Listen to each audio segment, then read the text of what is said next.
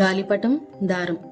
అందరూ సంక్రాంతికి గాలిపటాలు ఎగరేస్తారు కదా, కానీ ఆ గాలిపటానికి కూడా ఒక కథ ఉంటుందని మీకు తెలుసా?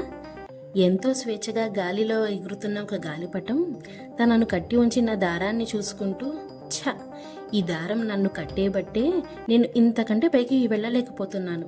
ఇవాళ ఎలాగైనా సరే దీనిని నా నుంచి దూరం చేసుకోవాలి అని అనుకుని వెంటనే దారాన్ని తెంచుకుంది. దారం దిగిన కొద్దిసేపు తను అనుకున్నట్టుగానే పైకి ఎగిరింది.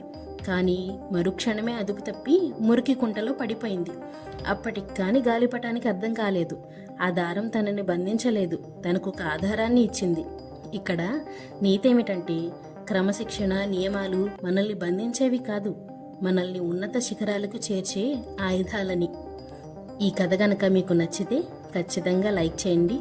అలాగే ఈ సంక్రాంతికి మీరు గాలిపటాలు ఎగరేస్తారో లేదో కామెంట్ చేసి, మరీ ముఖ్యంగా ఇలాంటి మరికొన్ని కథల కోసం సబ్స్క్రైబ్ చేసుకోవడం మాత్రం మర్చిపోకండి. Thank you.